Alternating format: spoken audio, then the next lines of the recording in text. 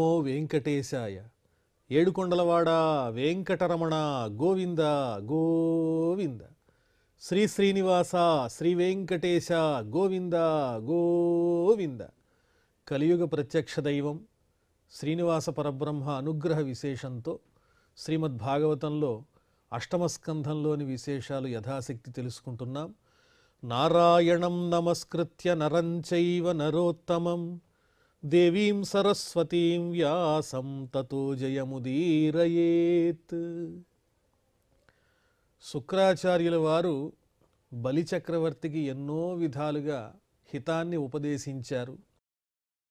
దానమనేది తన మూలాన్ని నశింపజేసేదిగా ఉండకూడదు అన్న విషయాన్ని స్పష్టంగా చెప్పారు. అయినప్పటికీ బలిచక్రవర్తి దానం చెయ్యటానికే ఇష్టపడుతూ ఉన్నాడు. ఓ గురువర్య శుక్రాచార్య, మనస్వినః కారుణికస్య శోభనం యదర్థికామోపనయేన దుర్గతిః కుతః పునః బ్రహ్మవిదాం భవాదృశాం తతో వటోరస్య దదామి వాంఛితం. మనస్సు కలిగినటువంటి వారు, అభిమానవంతులైన వాళ్ళు, అదేవిధంగా కరుణాసముద్రులైనటువంటి దాతలు ఎవరైతే ఉంటారో వాళ్ళు ఏం చేస్తారు, ఎలా ఆలోచిస్తారు? యాచనకు వచ్చినటువంటి వారికి వారి కోరిక ప్రకారం దానం చేసి వాళ్ళు సంతోషపడుతూ ఉంటే వీళ్ళు ఆనందిస్తారు. ఆ దానం చేయటం ద్వారా తమకు దుర్గతి కలిగినప్పటికీ దానికి ఏ విధంగానూ బాధపడరు, భయపడరు. మీ వంటి ఉత్తములైనటువంటి బ్రాహ్మణోత్తములకు, వేద తత్వజ్ఞులకు, బ్రహ్మవేత్తలకు దానం చేయటం కన్నా అదృష్టమేమున్నది? ఓ శుక్రాచార్య, మీ వంటి వారే ఇప్పుడు విచ్చేసినటువంటి ఈ వామన రూపంలో ఉన్న బ్రాహ్మణోత్తములు కూడా వీరికి తప్పకుండా నేను దానం చేయవలసిందే, ఆయన ఏది కోరితే అది నేను ఇచ్చి తీరుతాను అని ఖండితంగా చెప్పేస్తూ ఉన్నాడు బలిచక్రవర్తి గురువుతో. యజంతి యజ్ఞక్రతుభిర్యమాదృతాః భవంతః ఆమ్నాయ విధాన కోవిదాః స ఏష విష్ణుః వరదోస్తు వాపరో దాస్యామ్యముష్మై క్షితిమీప్సితాం మునే. మీ వంటి పెద్దలు, పండితులు, వేద విధులు యజ్ఞాలు చేస్తూ ఉంటారు.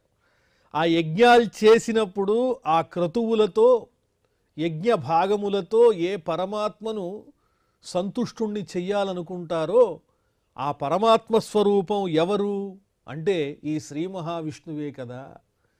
మీరు చెప్పినట్లుగా ఈ వచ్చినటువంటి మాయావటు రూపంలో ఉన్న ఈ బ్రాహ్మణోత్తముడు శ్రీ మహావిష్ణువే అయితే అంతకన్నా అదృష్టమేమున్నది?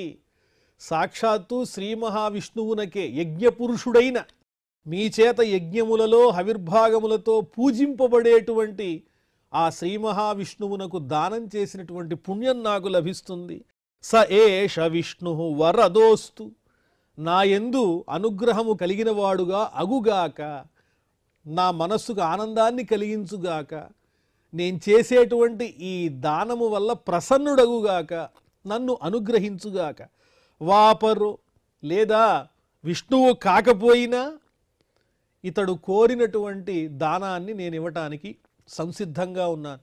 విష్ణువైనా సరే, కాకపోయినా సరే, యాచనకు వచ్చి నన్ను అర్థించినటువంటి ఈ బ్రాహ్మణోత్తముని కొరకు అతడు అడిగినటువంటి భూమిని నేను ఇచ్చి తీరుతాను అని చెబుతూ, నిజంగా శ్రీ మహావిష్ణువే గనక మీరు చెప్పిన విధంగా ఈయన శ్రీ మహావిష్ణువే అయితే అంతకన్నా నాకు భాగ్యమే ఉంది, ఆ శ్రీ మహావిష్ణువు ఎంత గొప్పవాడో అన్న విషయాన్ని పోతన వారు పద్య రూపంలో అందించారు. ఆదిన్ శ్రీ సతి కొప్పుపై తనువుపై అంశోత్తరీయంబుపై పాదాబ్జంబులపై కపోలతటిపై పాలిండ్లపై నూత్న మర్యాదం చెందు కరంబు క్రిందగుట మీదైనా కరంబుంట మేల్గాదే రాజ్యము గీజ్యమున్ సతతమే కాయంబునాపాయమే. అయ్యా గురువర్య, దానమడిగినటువంటి ఆ పరమాత్ముడు శ్రీ మహావిష్ణువు ఆయన చెయ్యి కింద ఉండి నా చెయ్యి పైన ఉండడం అనేది ఎంత భాగ్యం, ఎన్ని జన్మల అదృష్టం అది. ఆ స్వామి యొక్క శ్రీహస్తం ఎంత గొప్పది. ఆదిన్ శ్రీ సతి కొప్పుపై ఆ శ్రీలక్ష్మి, ఆ మహాలక్ష్మి యొక్క చక్కని స్వరూపం మీద అలా స్పృశిస్తూ నడయాడేటువంటి అందమైనటువంటి పద్మముల వంటి ఆ హస్తము కింద ఉండి, నా హస్తము పైన ఉండి ఆ మహానుభావునికి దానం చేసేటువంటి అదృష్టం నాకు కలిగింది. ఇంతకన్నా నాకు వేరే భాగ్యం లేదు మహానుభావ, గురువర్య. అది నేనెంతో గొప్పగా ఆనందంగా భావిస్తున్నాను. ఈ దానం చేయటం వల్ల నాకు ఎన్ని కష్టాలు వచ్చినా పర్వాలేదు. నిరయంబైన నిబద్ధమైన ధరణి నిర్మూలనంబైన ఒక దృశ్య కావ్యంలాగా చక్కగా కంటికి కనిపించే విధంగా వర్ణిస్తున్నారు పోతనవారు. నిరయంబైన నిబద్ధమైన ధరణి నిర్మూలనంబైన దుర్మరణంబైన కులాంతమైన నిజమున్ రానిమ్ము కానిమ్ము పో హరుడైనన్ హరి అయిన నీరజభవుండు అభ్యాగతుండైన నౌ తిరుగున్నేరదు నాదు జిహ్వ వినుమాధివర్య వేయేటికి. గురువర్య, శుక్రాచార్య, ఇన్ని మాటలు ఎందుకు? నేను నాశనమైపోయినా పర్వాలేదు, బంధింపబడినా పర్వాలేదు, నా సంపదలన్నీ పోయినా పర్వాలేదు, ఈ భూమి అంతా నశించిపోయినా పర్వాలేదు, నేనే మరణాన్ని పొందినా పర్వాలేదు, నా వంశమే నిర్మూలమైపోని. వచ్చిన వాళ్ళు శ్రీ మహావిష్ణువే కావచ్చు, పరమేశ్వరుడే కావచ్చు, బ్రహ్మైనా కావచ్చు, ఎవరైనా సరే, నాకెన్ని కష్టాలు వచ్చినా, ప్రళయమే వచ్చినా నా నాలుక మాట మారదు, ఇచ్చిన మాట నిలబెట్టుకుంటుంది. ఖచ్చితంగా నేను ఏదైతే చెప్పానో ఆ పని చేసి తీరుతాను, దానమిచ్చి తీరుతాను అని బలిచక్రవర్తి స్థిరమైనటువంటి సంకల్పంతో ఉన్నారు. యద్యప్యసావధర్మేణ మాం బధ్నీయాదనాగసం తథాప్యేనం నహింసిష్యే లీనం బ్రహ్మ తనుం రిపు. ఒకవేళ ఈ మహానుభావుడు ఈ వామన రూపాన్ని ధరించినటువంటి వాడు శ్రీ మహావిష్ణువే అయినట్లయితే, ఈ మాయారూపంతో వచ్చి మాయ చేసి అధర్మంతో ఏ పాపము తెలియనటువంటి నన్ను బంధించినా కూడా నా హింసిష్యే, ఈ మహానుభావుడికి నేను ఏ విధమైన అపకారము తలబెట్టను. ఎందువల్లనంటే బ్రహ్మ తనుం లీనం రిపుం, ఇతడు నా శత్రువు అయినప్పటికీ కూడా ఒక సద్బ్రాహ్మణుని యొక్క రూపంతో ఉన్నాడు. వారెప్పుడూ కూడా నాకు అర్చించదగినటువంటి వారు, పూజించదగినటువంటి వారు, ఆదరణీయులు. కాబట్టి వచ్చినటువంటి వారు నా శత్రువైనా కూడా ఈ బ్రాహ్మణ రూపాన్ని ధరించి ఉన్నారు కాబట్టి వారి వల్ల నాకు అపకారం కలిగినా వారికి ఎటువంటి అపకారాన్ని నేను తలపెట్టను అని చెబుతున్నాడు. ఏషవా ఉత్తమ శ్లోకో నజిహాసతి యద్యశః హత్వామైనాం హరేద్యుద్ధే శయీత నిహతో మయా. నిజంగానే ఈ మాయావటు ఆ శ్రీ మహావిష్ణువే అయినట్లయితే, పవిత్రమైన చరిత్ర కలిగిన ఆ శ్రీ మహావిష్ణువే అయినట్లయితే, ఆయన అనుకున్నటువంటి సంకల్పం నుంచి వెనుదిరుగుతాడా? నజిహాసతి యద్యశః. అపకీర్తికరమైనటువంటి పని ఆయన చెయ్యడు కదా. ఆయన ఆచరిస్తున్నాడు అంటే అది తప్పనిసరిగా ఉత్తమమైన కార్యమే అయి ఉంటుంది. అలాగే ఆయన సంకల్పించినటువంటి పని నుంచి ఆయన మరలడు. అందువల్లనే ఆయన్ని అచ్యుతుడు అని పిలుస్తారు. ఒకవేళ ఆయన్నే గనక యుద్ధంలో నేను తలపడి ఏదన్నా చేద్దామన్నా ఆయనతో నేను తలపడగలనా? హత్వామైనాం హరేద్యుద్ధే శయీత నిహతో మయ.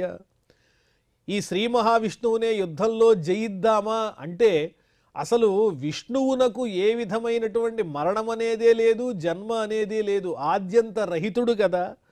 అటువంటి శ్రీ మహావిష్ణువు నా చేత యుద్ధంలో ఓడిపోయి చైతన్యం లేకుండా అలా శయనించి ఉంటాడా? అది సాధ్యమేనా? అది జరగదు. ఓ గురువర్య, వచ్చినటువంటి వాడు నిజంగానే శ్రీ మహావిష్ణువు అయినట్లయితే ఎంతో ఆనందంగా నేను దానం చేయటానికి సిద్ధంగా ఉన్నాను. మేరువు తల క్రిందైనను పారావారంబులింక బారిన లోలోధారుని రజమైపోయిన తారాధ్వము బద్ధమైన తప్పక ఇత్తున్. విష్ణోహో మృతిశూన్యత్వాత్.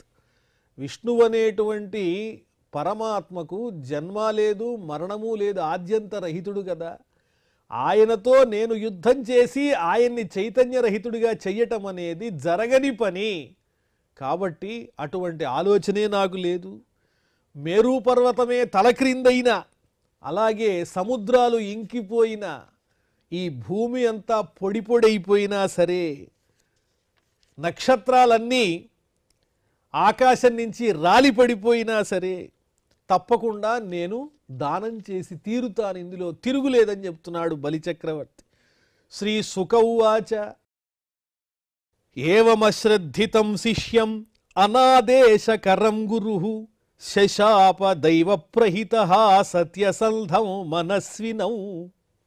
ఓ పరీక్షిన్ మహారాజా, వింటున్నావా అని సుఖయోగీంద్రుల వారు చెబుతూ, ఈ విధంగా తాను చెప్పినటువంటి మాటను, ఆజ్ఞను, ఆదేశాన్ని తిరస్కరించినటువంటి బలిచక్రవర్తి మీద శుక్రాచార్యుల వారికి విపరీతమైనటువంటి కోపం వచ్చేసింది. ఏవం అశ్రద్ధితం శిష్యం, తన మాటను పెడచెవిన పెట్టి తిరస్కరించినటువంటి వాడు ఆ శిష్యుడు. అలాగే అనాదేశకరం, తానిచ్చిన ఆదేశాన్ని పాటించినటువంటి వాడు. అలాంటి శిష్యుడి మీద గురువుగారు కోపించి శశాప దైవప్రహితః, దైవము చేత ప్రేరితుడై శశాప, శపించను. సత్యసంధము మనస్వినౌ, సత్యసంధుడు అభిమానవంతుడు అయిన ఆ బలిచక్రవర్తిని శుక్రాచార్యుల వారు శపించారు. దృఢం పండితమాన్యజ్ఞః స్తబ్ధోస్యస్మదుపేక్షయా మచ్ఛాసనాతి గోయస్త్వం అచిరాత్ భ్రస్యసే శ్రియః. ఓ బలిచక్రవర్తి, నిన్ను నువ్వు పండితునిగా భావన చేసుకుంటున్నావు. దృఢమైనటువంటి సంకల్పంతో నిన్ను నువ్వు పండితునిగా భావన చేసి నిర్ణయం తీసేసుకున్నావు. అజ్ఞః, కానీ నీవు అజ్ఞానివి. స్తబ్ధ, పొగరుబోతువి. అస్మదుపేక్షయ, మా వంటి గురువులను నిర్లక్ష్యం చేసి నీ నిర్ణయం నువ్వే తీసేసుకున్నావు. ఇంతవరకు భృగువంశీయులు ఏది చెబితే అది పాటించాడు బలిచక్రవర్తి. అందువల్లనే విశేషమైన సంపదలను పొందాడు, అధికారాన్ని పొందాడు. పయోవ్రతం చేసేటువంటి సందర్భంలో శ్రీ మహావిష్ణువు ప్రత్యక్షమై అదితికి చెప్పినటువంటి మాట ఇదే. ప్రస్తుతమైతే అసురుల్ని మనమేమీ చెయ్యలేము. ఎందువల్లంటే ఆ బలిచక్రవర్తి ఆచార్యుల యొక్క రక్షణలో ఉన్నాడు, గురువుల మాట వింటున్నాడు, శుక్రాచార్యుల వారు రక్షణగా ఉన్నారని చెప్పాడు. ఎప్పుడైతే గురువులను తిరస్కరిస్తాడో, తనను రక్షించినటువంటి వారినే ఎదిరిస్తాడో, ఆ సందర్భంలోనే అతని సంపదలన్నీ పోతాయి అని విష్ణువు చెప్పినటువంటి సందర్భం ఇదిగో ఇప్పుడు వచ్చేసింది. మచ్ఛాసనాతి గోయస్త్వం అచిరాత్ భ్రస్యసే శ్రియః. నా ఆదేశాన్ని నువ్వు మీరి సొంతంగా స్వతంత్రంగా నిర్ణయం తీసుకున్నావు కాబట్టి అచిరాత్ భ్రస్యసే శ్రియః, నీ సంపద త్వరలోనే నశించిపోతుంది, నీ నుంచి దూరం అవుతుంది అని శుక్రాచార్యుల వారు తన శిష్యుడైనటువంటి బలిచక్రవర్తిని కోపంతో శపించారు. ఏవం శప్తః స్వగురుణ సత్యాన్నచలితో మహాన్ వామనాయ దదావేనాం అర్చిత్వోదక పూర్వకం. ఈ విధంగా గురువు చేత శపించబడిన వాడైనప్పటికీ శుక్రాచార్యుల వారు క్రోధంతో బలిచక్రవర్తిని శపించినా భయపడలేదు. ఆ బలిచక్రవర్తి సత్యమార్గం నుంచి పక్కకి తొలగలేదు. మహానుభావుడు. వామనాయ దదావేనాం, ఆ వామనమూర్తి అయినటువంటి శ్రీ మహావిష్ణువునకు ఇచ్చిన మాట ప్రకారంగా అర్చిత్వా, పూజించి, ఉదకపూర్వకం, నీటిని ధారగా పోసి, దదౌ, అడిగినటువంటి ఆ 3 అడుగుల భూమిని దానంగా ఇచ్చేశాడు. విప్రాయ ప్రకటవ్రతాయ భవతే విష్ణుస్వరూపాయ వేద ప్రామాణ్య విదే త్రిపాదధరణీం దాస్యామి అంసున్ క్రియాక్షిప్రుండై ధనుజేశ్వరుండు వడుగుంచే సాచి పూజించి బ్రహ్మప్రీతం మని ధారవోసే భువనంబాశ్చర్యమున్ పొందగన్. ఈ విధంగా ఆ వామనమూర్తిని చక్కగా పూజించి నీరు ధారపోసి, విప్రాయ, ఓ బ్రాహ్మణ స్వరూపుడవైన ఓ మహాత్మా నీకు నమస్కారం. ప్రకటవ్రతాయ, బ్రహ్మచర్య వ్రత దీక్షలో ఉన్నటువంటి స్వామి. భవతే విష్ణుస్వరూపాయ, విష్ణుస్వరూపుడవైన ఓ బ్రహ్మచారి నీ కొరకు వేద ప్రామాణ్య విదే, వేదముల యందు చక్కని జ్ఞానము కలిగినటువంటి ఓ పరమాత్మ, త్రిపాద ధరణీం దాస్యామి, ఈ 3 అడుగుల భూమిని దానం చేస్తున్నాను. ఏ విధంగా అంటే నీ చేత, నీ పాద ప్రమాణముల చేత కొలవబడేటువంటి 3 అడుగుల భూమిని నేను దానం చేస్తున్నాను అంటూ ఆ ధనుజేశ్వరుడైనటువంటి బలిచక్రవర్తి చక్కగా చేయి చాచి బ్రహ్మార్పణమస్తు, ఆ పరబ్రహ్మ సంప్రీతుడగుగాక ఈ దానము చేత అని చక్కగా దానం చేసేశాడు. వింధ్యావళిస్తదాగత్య పత్నీ జాలకమాలిని ఆనిన్యే కలశం హైమం అవనేజన్యపాంభృతం. అలా దానం చేసేటప్పుడు బలిచక్రవర్తి భార్య అయినటువంటి వింధ్యావళి, ఆమె కంఠసీమనందు ముత్యాలమాల ధరించి ఉన్నది. బంగారుమయమైనటువంటి కలశాన్ని తీసుకుని వచ్చింది ఆ స్వామి యొక్క, వామనమూర్తి యొక్క పాదములను కడగడానికి. అవనే జన్యపాంభృతం, కాళ్ళు గడిగే నీళ్లతో ఉన్నటువంటి బంగారుమయమైన కలశాన్ని బలిచక్రవర్తి పత్ని వింధ్యావళి చక్కగా తీసుకుని వచ్చింది. యజమాన స్వయం తస్య శ్రీమత్పాదయుగం ముద అవనిధ్యావహన్మూర్ధ్ని తదపో విశ్వపావనీ. యజమానైనటువంటి బలిచక్రవర్తి స్వయంగా ఆ పరమాత్ముడైన శ్రీ మహావిష్ణువు యొక్క పాదములను కడిగి, పాదముల జంటను కడిగి ఆ నీటిని తన శిరస్సున చల్లుకున్నాడు. తదపో విశ్వపావనీ, లోకములన్నింటినీ పవిత్రం చేయగలిగిన ఆ స్వామి యొక్క పాద తీర్థాన్ని శిరస్సున ధరించాడు ఆ బలిచక్రవర్తి భక్తిపూర్వకంగా. బలిదైత్యేంద్ర కరద్వయీకృత జల ప్రక్షాళన వ్యాప్తికిన్ జలజాతాక్షుడు సాచే యోగి సుమనస్సంప్రార్థిత శ్రీదమున్ కలితానమ్ర రమాలలాట పదవీ కస్తూరికాషాదమున్ నళినామోదము రత్ననూపురిత నానా వేదమున్ పాదమున్. ఆ విధంగా బలిచక్రవర్తి పత్ని బంగారు కలశంతో నీళ్లు తీసుకుని వస్తే ఆ బలిచక్రవర్తి పాద ప్రక్షాళన చేయటానికి సమాయత్తం అవుతూ ఉంటే అలా కాలు చాచాడు వామనమూర్తి. జలజాతాక్షుడు సాచే యోగి సుమనస్సంప్రార్థిత శ్రీదమున్. దేవతలు, యోగులు వీళ్ళందరూ ఎల్లప్పుడూ ఆ పాదాల చెంత చేరాలని కోరుకుంటూ ఉంటారు. అలాంటి పాదం అది. కలితానమ్ర రమాలలాట పదవీ కస్తూరికాషాదమున్.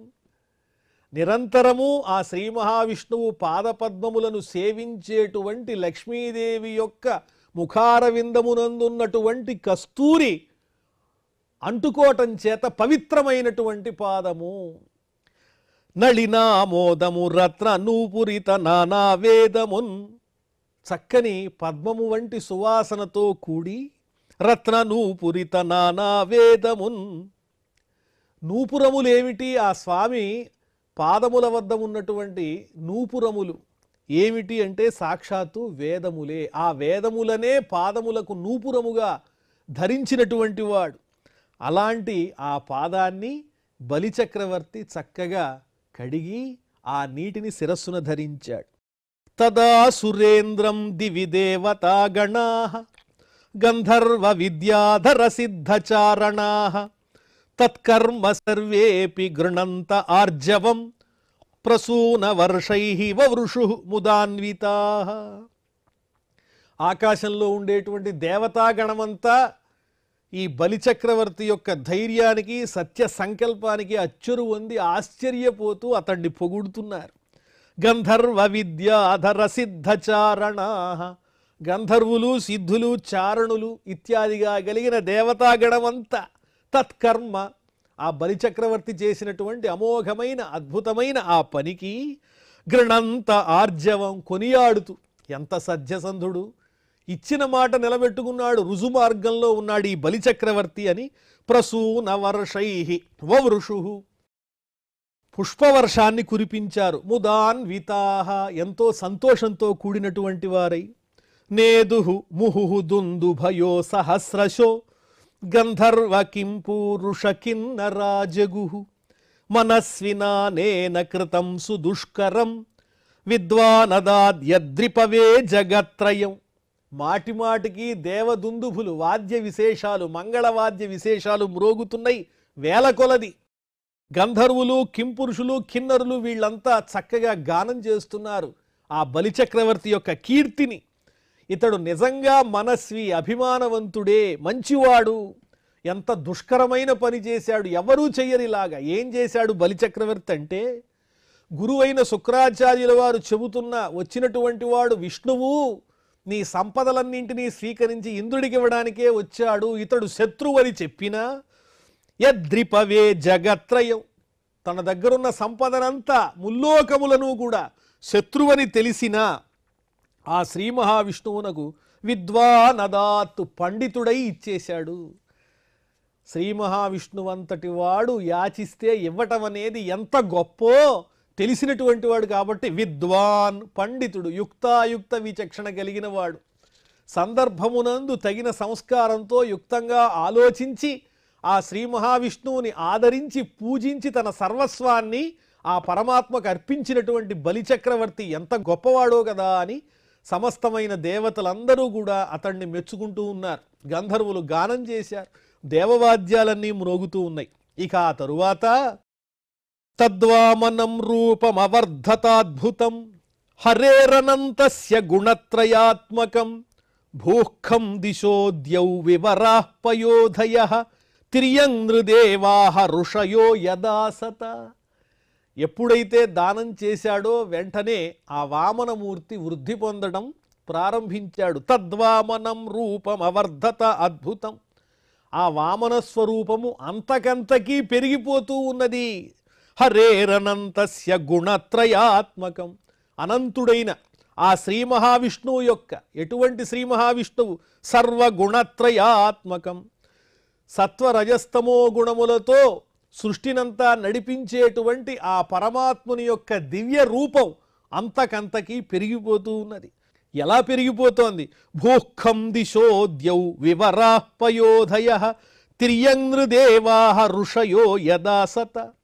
భూమి నుంచి ఆకాశం, ఆకాశం నుంచి సమస్తమైన దిక్కులు, అలాగే స్వర్గము, పాతాళము, సముద్రాలు, సమస్తమైనటువంటి తిర్యగణములు అంటే జంతుగణములు, మనుషులు, దేవతలు, ఋషులు, వీళ్ళందరూ కూడా ఆ పరమాత్ముని యొక్క స్వరూపంలో కనిపిస్తున్నారు. అంతకంతకీ పెరిగిపోతున్నటువంటి పరమాత్మ యొక్క దివ్య శరీరంలో సమస్తమైన ఈ స్వరూపాలు కనిపిస్తున్నాయి. భూమి, ఆకాశము, దిక్కులు, స్వర్గము, పాతాళము, సముద్రాలు, సమస్తమైన జంతుగణాలు, మానవులు, దేవతలు, ఋషులు, వీళ్ళందరూ కూడా అంతకంతకు పెరుగుతున్నటువంటి పరమాత్మ స్వరూపంలో స్పష్టంగా కనిపిస్తున్నారు. ఇంతింతై వటుడింతయై మరియు తానింతై నభో వీధిపైనంతై తోయద మండలాగ్రమున కల్లంతై ప్రభారాశిపైనంతై చంద్రునికంతయై ధ్రువునిపైనంతై మహర్వాటిపైనంతై సత్యపదోన్నతుండగుచు బ్రహ్మాండాంత సంవర్ధియై. అంతకంతకు పెరుగుతూ ఈ బ్రహ్మాండమంతా వ్యాపించేశాడు పరమాత్మ. ఇంతింతై వటుడింతయై, ఊహించనంతగా పెరిగిపోతూ, నభో వీధిపైనంతై, అంతలోనే ఆకాశం దాకా వ్యాపించేశాడు. తోయద మండలాగ్రమున కల్లంతై, మేఘాల వరుసలను కూడా దాటి ఆ మేఘాల మండలములను కూడా అతిక్రమించి ప్రభారాశిపైనంతై చంద్రునికంతయై, చంద్రలోకం, సూర్యలోకం ఇవన్నీ కూడా దాటిపోతూ ధ్రువమండలం దాకా వెళ్ళిపోతున్నాడు. ధ్రువునిపైనంతై మహర్వాటిపైనంతై, మహర్లోకాన్ని కూడా చేరుకున్నాడు. సత్యపదోన్నతుండగుచు బ్రహ్మాండాంత సంవర్ధి అయి, అలా అలా సత్యలోకం దాకా ఈ వామనుని యొక్క స్వరూపం అంతకంతకు పెరిగి వ్యాపించిపోతోంది. ఈ బలిచక్రవర్తి దానం చేసిన మరుక్షణంలోనే ఊహించనంతగా పరమాత్ముడు విశ్వమంతా వ్యాపించి ఉన్నాడనే నిజాన్ని బలిచక్రవర్తికి తెలియజేస్తున్నాడు. విరాట్ రూపాన్ని వర్ణిస్తున్నారు ఇక్కడ. ఆయనలో సమస్తమైన ఋషులు, దేవతలు, దిక్కులు, స్వర్గము అవన్నీ కూడా స్పష్టంగా కనిపిస్తున్నాయని వర్ణిస్తున్నారు. అంటే ఓ బలిచక్రవర్తి, ఈ విశ్వమే నేను, దానం నువ్వు చేసినట్లు అనుకున్నా కూడా ఇదంతా నేను నడిపించే నాటకం అయ్యా, దీనంతా నడిపించేవాడిని, దీంట్లో ఉన్నటువంటి వాడిని నేనే ఈ విశ్వంలో అన్న విషయాన్ని బలిచక్రవర్తికి తెలియజేసి అతని అహంకారాన్ని పోగొట్టడానికే ఈ విధంగా పరమాత్ముడు శ్రీ మహావిష్ణువు తన లీలల్ని చూపిస్తున్నాడు. కాయే బలిస్తస్య మహావిభూతే సహర్తిగాచార్య సదస్య ఏతత్ దదర్శ విశ్వం త్రిగుణం గుణాత్మకే భూతేంద్రియార్థాశయ జీవయుక్తం. అలా పెరిగిపోతూ ఉన్నటువంటి శ్రీ మహావిష్ణువు యొక్క కాయమునందు ఆ బలిచక్రవర్తి ఆ యజ్ఞం జరిగినటువంటి ప్రదేశంలో ఉన్న ఋత్విక్కులు, మహర్షులు వీళ్ళందరితో కలిసి ఆ దివ్య రూపాన్ని వీక్షిస్తున్నాడు. త్రిగుణాత్మకమైనటువంటి స్వరూపమది. ఆ త్రిగుణములను కూడా నడిపించేవాడు పరమాత్ముడే. అలాంటి రూపాన్ని చూసి అచ్చరు పొందుతున్నారు బలిచక్రవర్తి తదితరులైన మహర్షులు. అలాంటి భగవంతుని దివ్యమైన విశ్వరూపాన్ని అత్యద్భుతంగా వర్ణించారు వ్యాసుల వారు. మరి ఈ విశేషాలు మళ్ళీ మనం తెలుసుకుందాం. ప్రస్తుతం క్షమా ప్రార్థనాదులతో ఈ కార్యక్రమాన్ని పరిసమాప్తం చేసుకుందాం. అథ క్షమా ప్రార్థన. యదక్షర పదభ్రష్టం మాత్రాహీనం చ యద్భవేత్ తత్సర్వం క్షమ్యతాం దేవ నారాయణ నమోస్తుతే. శ్రియః కాంతాయ కళ్యాణ నిధయే నిధయేర్థినాం శ్రీవేంకట నివాసాయ శ్రీనివాసాయ మంగళం.